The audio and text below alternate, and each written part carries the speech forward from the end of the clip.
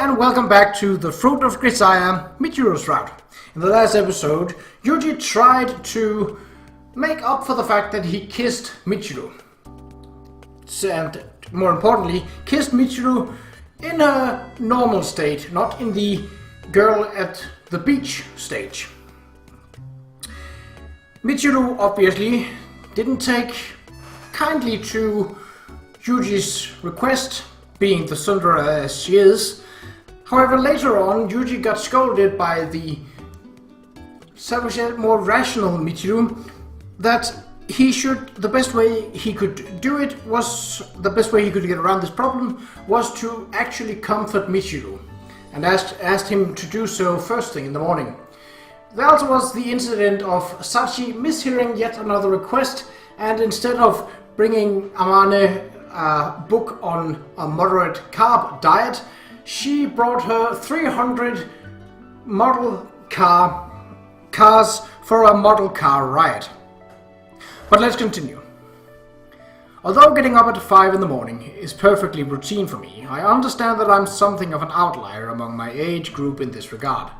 Therefore, I decided to take care of my normal morning run and shower off my sweat before paying my visit. Once I'm clean and dressed, I pull out the mental bookmark I've wedged between two slices of time, making my way to Michiru's room to pick up the story where I left off. Well, I'm here at last, at least. That's step one. But how exactly am I supposed to make my entrance? Most likely the Michiru on the other side of this door has no idea that I'm coming. I pause for a moment, trying to think up a decent opening line, but soon enough I shake my head and reach out for the doorknob. Thinking isn't going to help right now. Too many unknowns. Whatever happens, happens. Michiru, you awake? I wait patiently for a response, but as expected, there's no answer. Guess I'll have to make the first move. I'm coming in. If that's a problem, you can tell me why inside.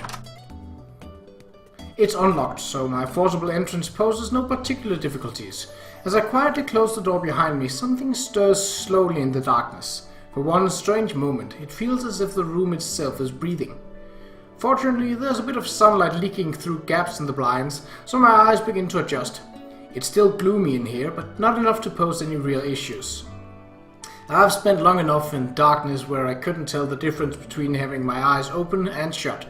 This dimness isn't a problem by comparison. The cloying scent of cheap candy and imported fabric softener hangs in the air, thick as tobacco smoke. Hidden inside the stronger smells, I also pick up a faint hint of ammonia, probably a major component of that witch's brew that the girl slathers on her hair. Meow, meow. I'm startled by the sudden warmth of a living creature coiling itself around my leg. It's the cat Michiru's been doting on lately. Seems to remember her claiming it wasn't a pet, but if it's hanging around her room, that seems implausible. Hello there, Rommel. Where's Michiru? The cat reacts to my voice by pattering off on its tiny paws and hiding in the bed. Seems it doesn't like me too much. And from a little above where the cat vanished, a somewhat surly human voice addresses me. He's not Rommel. Is that blanket blob you, Michiru? Don't call him that weird name. He's not Rommel, he's not... I'm going to open the curtains. I understand it might be easier to relax in the dark, but a little light should help you wake up. Yeah.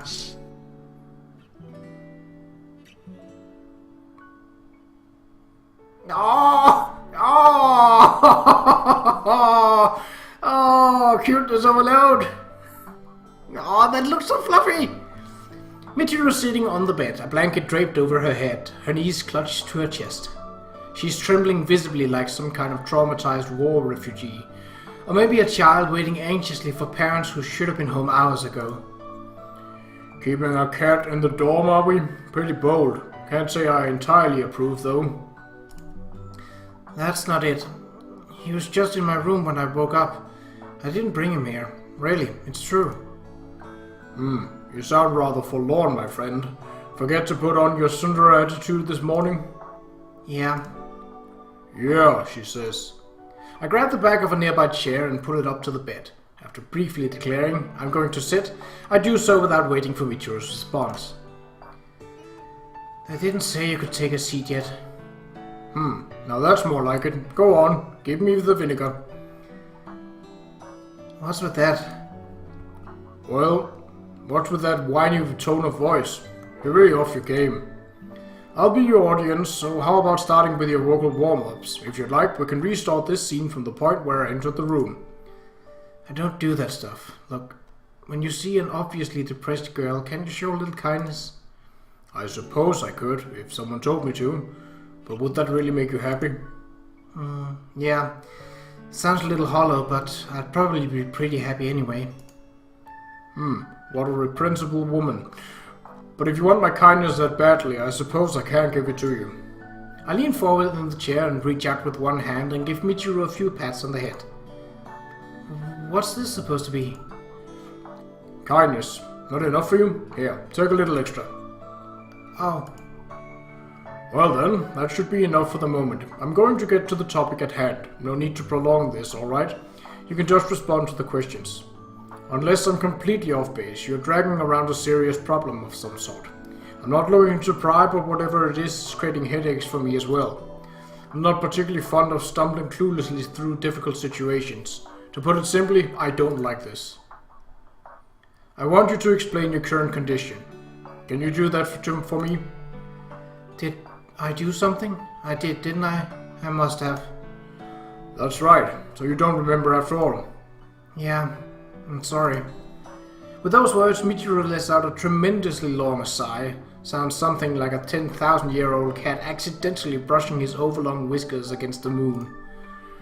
Nothing to apologize about. You can take it nice and slow, so try to talk, alright? We've got plenty of time. You always use your free time to read books, don't you?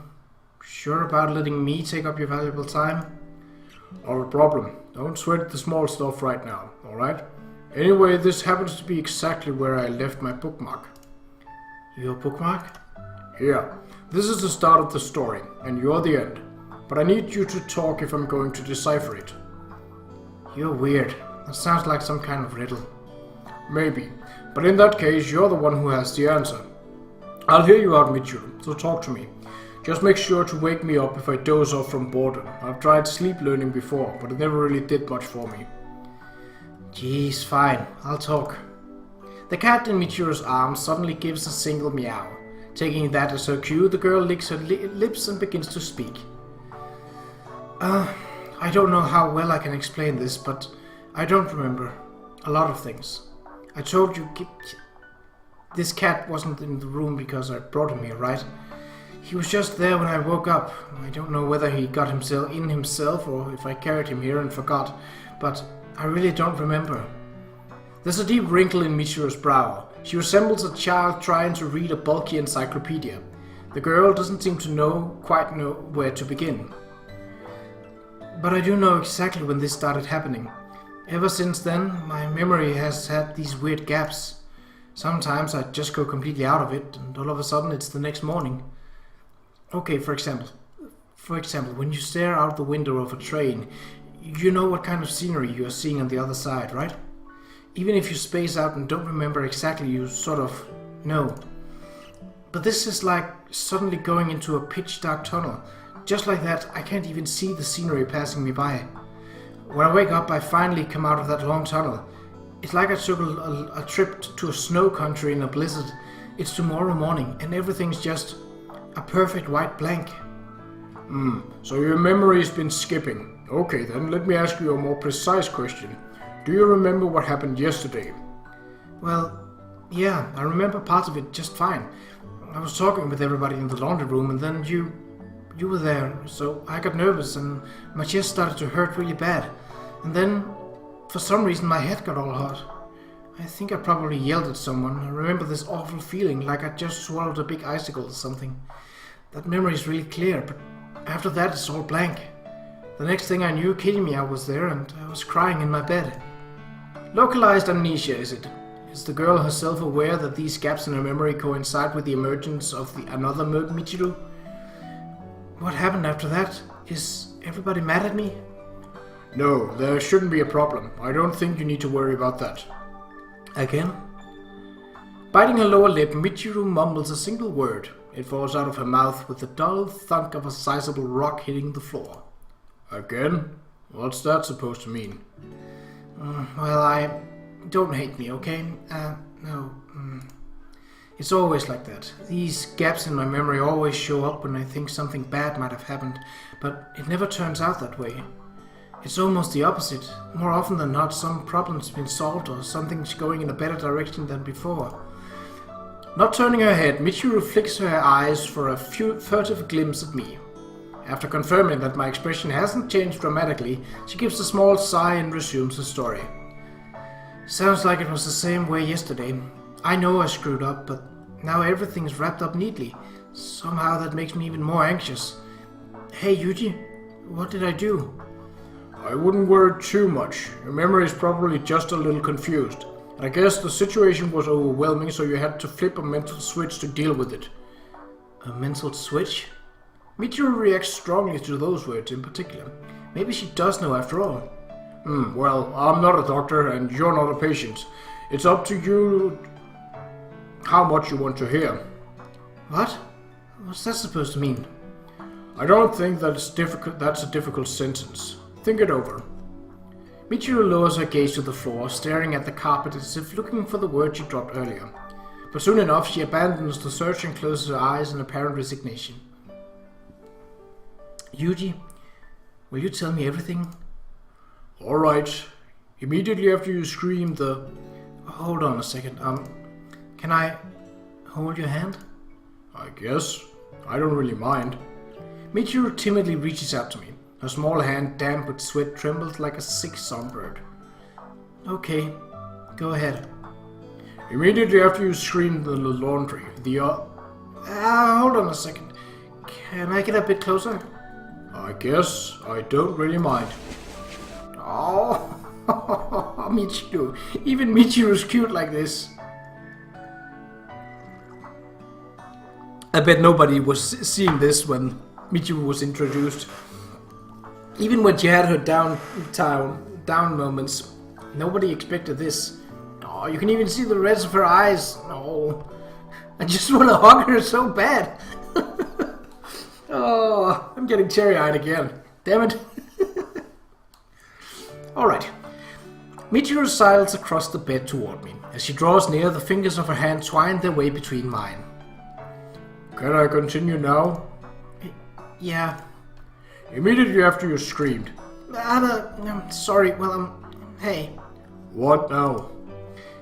Can I snuggle you? I'm not familiar with that word. Request clarification. You know, snuggle.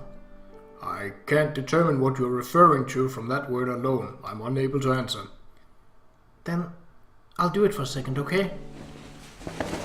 Michiru pulls away for a moment, then leans over and wraps her arms around me, keeping her eyes averted the whole way. She's squeezing pretty forcefully, almost like a child clutching a giant stuffed animal for reassurance. This is snuggling. Can I do this? Seems a slightly academic question at this point. You already are. I know, but can I? I guess. I don't really mind. Thank goodness. Okay, go ahead. This little scene must look something like a large tree, nearly ready to fall, being supported from the side by a lumberjack. A little ironic since Michiru is clearly the one who needs to be propped up right about now. Alright, this time I'm going to finish the sentence. Immediately after... Sorry. Actually, I'm good. What do you mean? I mean, you don't have to say it. I'm sorry. Alright, in that case, can you let go of me now? Yeah, I guess I have to let go, don't I? Even as she speaks, Michiru buries her face against my chest. I can feel the area near her lips grow warm with every exhalation of breath. I mean, letting go would be the normal thing to do, right?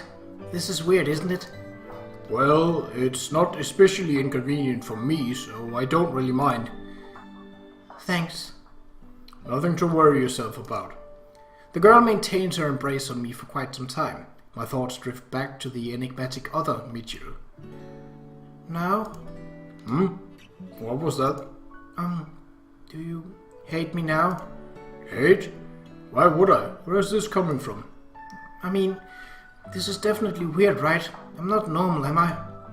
By this, I mean, you know, the gaps in my memory, not this situation, okay? It's certainly not what you'd call typical, but honestly, I don't view it as a major problem. Really? Yeah, not sure why anyone would dislike you over something like that.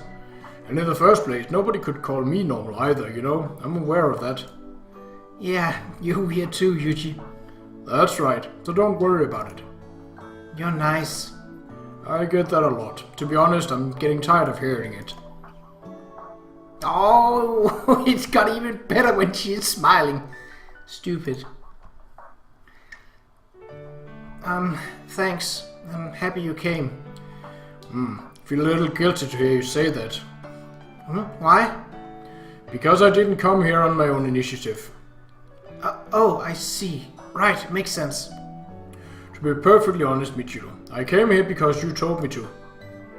Me? She seemed to be making an effort to hide it now, but Michiru is clearly still disturbed. Confusion and anxiety flash across her face. Seems like this really is the one topic she wants to avoid above all others. But if we keep tiptoeing around it, we're never going to make any real progress. Is that, meow? Ah, kitty meow! Watching the cat cuddle up against her leg, Michiru slowly continues to speak. I'm really afraid of stuff happening without me even realizing it. Even if I'm not any worse off after, it's not like you can just ignore something like that, right? The idea of me doing stuff I don't even know about is really scary. It feels like I'm gonna stop being myself. That's what scares me most. The less I remember, the more I don't know. My world gets smaller and smaller, narrower and narrower. Maybe at the end I just vanish, stop being myself. That's scary, you know. It really is. But as Michiru pets the cat's head, it emits a noisy, rumbling purr. There's no night without a dawn, right? And her voice as she speaks those words is slightly brighter than before. How does that one go? There's no night without a dawn and no rain that doesn't end. True enough. But even if the sun does get sick of rising, as long as you're yourself, your world isn't going to get any smaller. Who cares about the rain? Morning and night have nothing to do with it. It's all you. Oh, is that so? That's so. That's so. Oh! Look, you hold it. You're misunderstanding something here. You really think I'm a weak little girl or something, right? That was all, you know. A total lie. Kapow! Just as I noticed that her eye had grown slightly red, Michiru begins snorting roughly through her nose and shouting transparent nonsense at me. The girl really needs to learn how to deal with her emotions a little more calmly. No need to force it. I'm not forcing it, so, you know, the stuff we talked about, and the stuff we did just now. Forget about that. All got it? The stuff we did? By which you mean your unilateral clinging session? I can't hear you, and I didn't hug anybody. Never happened. In the first place, a guy barging into a girl's room, talk about unbelievable. Not to repeat myself, but you're the one who... Shut up! Just get out, okay? Hurry up! I can't wait. In that case, I'll leave. Funga! As Michiru stomps off towards the door, the cat follows at a dignified pace, holding its tail straight up in the air. You forgot your broom. How about a radio while you're at it? I hear the delivery service industry is booming. Who are you calling a witch? Black brings out a woman's charm, my butt. You trying to pick a fight with the blonde by choice community? The way I see it, blonde or black is beyond the point. What's beautiful is beautiful. Right, for example. Huh? What are you, for example? For example, that cat. That freaking cat? That does it! You better be long gone by the time I come back to this room, okay? Yeah, got it. I'll be out in a minute. Don't hang around in here too long. That man stench will be unbearable. I just said I'll leave. And another thing, Yuuji. What now? If you tell anybody about today, I'll get you good. Well, looking back on this little visit, I've resolved exactly nothing. I achieved formal confirmation of Michiru's problem, but little else. The rough equivalent of shifting a heavy load on your back from the right shoulder to the left. That's it. I'm not intending to take further proactive measures at this point.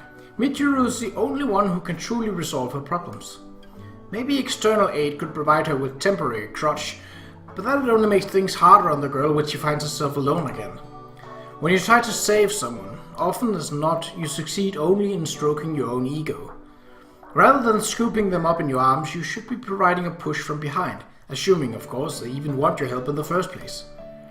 Guess I really should get going. I leave the sweet-smelling room behind, having gained little there but a fresh coat of cat hair on my socks.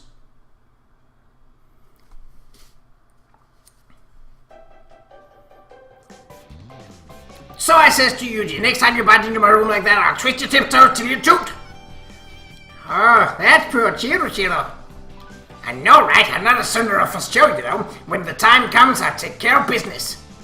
What kind of business exactly? Come on, what? Yuuji, you were there? Say something next time, don't just lurk around.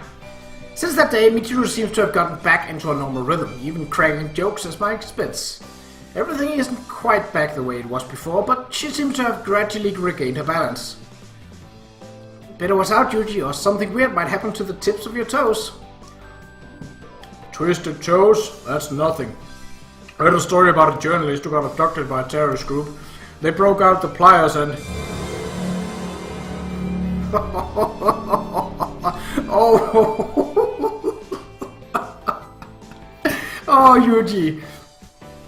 Alright then, guess that's enough of that story.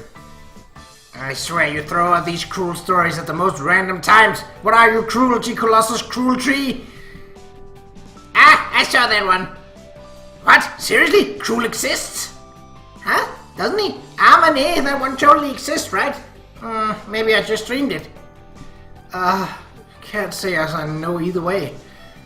What? Come on, my dreams have been operating without proper oversight. I expected better from you. Why do I have to oversee your dreams on top of everything else? Also, I have no idea how that would even work. Well, I'm sure Sachin will do it for me. Sachin! Sachin! Sheesh. Alright then, I'm going to take a little shopping trip. What do you want? Nothing in particular. Well, we can assume that this probably wasn't Michiru, seeing as she's here. Oh well, we'll just do a bland kind of voice. Kya? Michiru, stay here. What is this? The details are unclear. Keep quiet and stand by at your present location. Don't make me repeat myself again. Yeah. That scream from outside sounded like Sakagi. Hope it's nothing serious, but... Sakagi, where are you? Respond. Damn it, where is she? Sakagi! What is it? What happened? It fell. It fell? What fell? All of a sudden, out of the sky. Out of the sky? A cat. A cat, you say? A cat fell. I was slightly... well... I follow Sakagi's gaze to find a familiar black cat bounding lightly away into a nearby hedge. Must have been wandering around this area looking for Michiru. That's Michiru's cat, isn't it? What? You familiar with it? Don't tell me this surprise was deliberate. No, you're misunderstanding. This was almost certainly pure coincidence. He most likely happened to pass by just as it was jumping down from a high place nearby. I doubt the cat did that out of malice either. I see. Well, that's fine. I must say, though, that was a bit of a shock. Okay, hey! What seems to be the problem here? What can I do? Huh? What? I thought I ordered you to stay at your post, maggot. Why did you disobey me? Isn't that obvious? I'm not your henchman or your servant. I don't have to follow your orders if I don't want to. True enough, but you can't deny there was a possibility of real danger. That's why I told you to stay where you were. I really hope you can figure that much out for yourself. Shut up, you! I mean, yeah, that's true, but well, shut up! Anyway, what's the problem? A cat suddenly fell from the sky. A cat from the sky? A sky cat? I see. Okay, Yumiko, I put my Sundara brain to work on this problem and I have arrived at a plausible theory. It's just a theory, so don't get upset if I'm wrong, okay? Perhaps that wasn't a cat. Maybe it was just a rain? Ah, sorry. Yes, indeed. You wouldn't mistake the raindrops for a cat, would you? I mean, a cat's a cat, right? No way you could confuse those. In the first place, it seems the cat in question belongs to you, Matsushima-san. Is that true? Absolutely not. I don't even have a cat for your information. Anyway, where did that hole in the ground go? Hole in the ground? Matsushima-san, you can tell the difference between a cat and the rain, but not between a cat and a pothole. What? Of course I know that. Cats and holes are totally different, right? Why are you even talking about it? Seriously. There are so many things I don't understand right now. Meow. Oh, really does look like a comfortable perch, doesn't it? So that cat was your pet after all, Matsushima-san. That cat? What do you mean? Which cat? The one currently sitting on top of your head for all to see. That cat. The comfortably perched one. Well, just for the sake of the argument, let's say it is. What about it? For one thing, we're not allowed to keep pets at this school. In that case, you're wrong. In that case? Yumiko, what you're seeing is nothing more than an illusion. There's no such thing as cats. I'm fairly sure cats do exist, actually. No, they don't. Only dogs exist in this world. In an apparent attempt to protect her cat, Michiru begins to lay out a rather radical new theory. She is probably thinking Sakagi might talk to the administration and get the animal taken away from her. I see. Alright then, let's say for the sake of the argument that it's not a cat. In that case, what's currently sitting on top of your head? All I can say right now is it's all an illusion. Therefore, there is nothing on top of my head. You're simply hallucinating. There's nothing to see, nothing to hear. Well, it just meowed, you know. No, it didn't. Not even a little. Meow, meow. It just meowed again. Twice, in fact. Yes, okay, maybe it did. In that case, it's a curse. Right, a cat curse was cast on my cranium. Because of the curse, it looks like there's a cat on my head. All of a sudden, my head feels so heavy. The curse's power is amazing. Okay, then I think I have to be going. So, she just declared that cats don't exist, and now she's insisting on a cat curse. The word inconsistent itself is rendered meaningless in the face of this girl's irrationality. Michiru, my friend, if you're going to keep a pet cat, then at least try to be stealthy about it. I told you I'm not keeping a cat. It's just a curse. Very common these days. Well, Din? Is it Din time? Well, hold on just a second, will you? Jeez. That girl really does whatever she wants. Tell me, Kasami-kun, has Matsushima-san suffered any strong impacts to the head lately? Haven't heard anything of the sort. I see. In that case, I do believe I'll have to treat her with a little more sympathy from now on. No, a good deal more. And so, Michiru's more or less back to her old energetic self. If anything, I think her incomprehensibility factor may even have increased slightly. I do understand. The girl's forcing out a show of cheerfulness to mask the continued instability of her emotions. And more simply, she's excited by her new pet. That said, no matter what the circumstances may be, this illusion and cat curl strategy strikes me as a little more than whinge-worthy, even by Michiru standards. Guess I'll see if Chizuru can get me the standard cat vaccines. There's no telling what sort of viruses or infections the stray might have picked up. In some cases, feline intestinal worms can infect human beings. Michiru's stomach is weak at best of times, so a little caution seems warranted. I have to be careful about being too nice, though. Don't need a certain capricious creature getting emotionally attached to me. Probably a good call. There's only one truth, but the same fact will inevitably be interpreted in wildly different ways depending on the viewpoint of the observer. The winner writes the history books, and they always come out looking pretty good. If you're searching for the absolute truth, you got no choice but to wade through various accounts with a critical eye, painstakingly piecing together a more neutral perspective.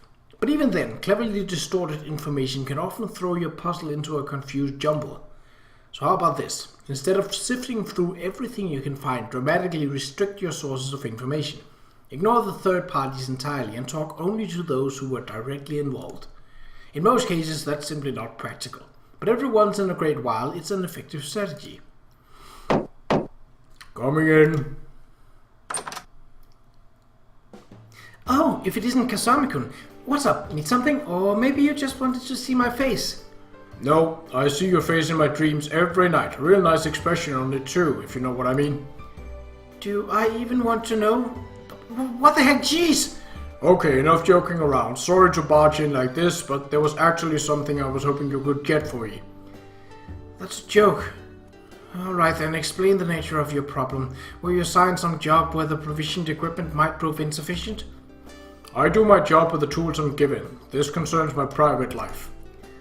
It's a bit of a surprise to hear you even talking about a private life. I'd like you to get me a dose of combination vaccine for a cat, and some flea medication while you're at it. A cat? I thought I noticed a stray hanging around the campus lately. Is that your pet, Kasami-kun? I'm on a leash myself. Why would I do the same to an animal? Maybe you could stick a homing device on its collar and play hide and go seek. Anyway, I want to give that cat one of those 3-in-1 shots at the very least. And just for the safety's sake, can you get it tested for the common diseases? I'll get a blood sample for you. Hold on a second, who's going to be paying for this? I'm afraid our budget isn't quite that flexible. True enough, I guess. But since it's you asking as a personal favor, I'll get you a 5-in-1 combination vaccine myself. Please take care of the rest as at a private veterinarian. Unlike you, I'm not a professional jack of all trades, remember? You're still a help. Appreciate it. Alright then, I'll see you in my dreams. As I turn to leave, Chizuru grabs my arm to detain me. Hold on just 1 second here. Did you really go out of your way just for that? Isn't there something else you wanted to ask? Leaning back in her chair, Chizuru pushes her glasses up on her nose with the tip of a finger. We may not have spent that much time together, but we've known each other long enough. The woman can see right through me at times. Well, it's not like I need to hide it, I suppose. It's about Michiru. The cat belongs to her, by the way. Matsushima-san, eh? I thought it might have been something like that. Well, what have you learned about her so far, Kasami-kun? I've learned that she's an extremely moody woman. Also, she sleeps in a room saturated with the sugary smell of cheap artificial colored candies. Hold on a second, Kasami-kun. Please tell me you weren't up to any funny business in her room. Nothing to worry about. I paid a brief visit because I had something to discuss with her. That's all. Well, that's fine then, but do refrain from potentially problematic actions. You want a normal school life, right? Anyway, I'm willing to tell you what I know about Matsushima-san, within reason, if you're interested in knowing, of course. After all this wandering around following a trail of breadcrumbs, an unexpected bluebird arrives on the scene. Does Chizuru have the answers I've been looking for? Honestly, I'd be grateful. That said, you can't exactly email me your records, I assume. Naturally, I don't particularly like the phrase, just between you and me, but I do trust you, Kasami-kun. Alright then, let me ask you something. Does Michiru... Come on, kitty meow, wait up! You got a dumping stuck on your back. I'll get it! I'll take it off if you so stop!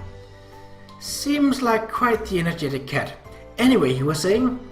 But for some reason I don't feel like asking Chizuru the question anymore. If anyone's going to tell me Michiru's story, it should be Michiru herself.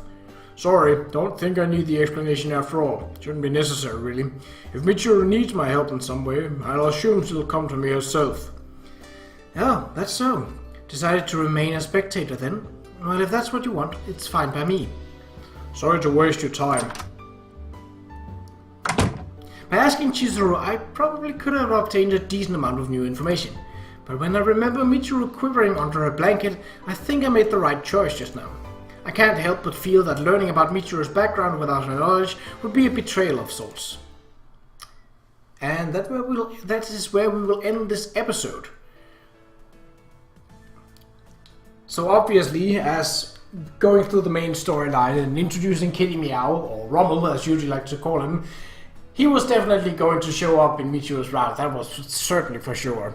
So, In the next episode, we shall see how this whole vaccination goes. But until then, take care.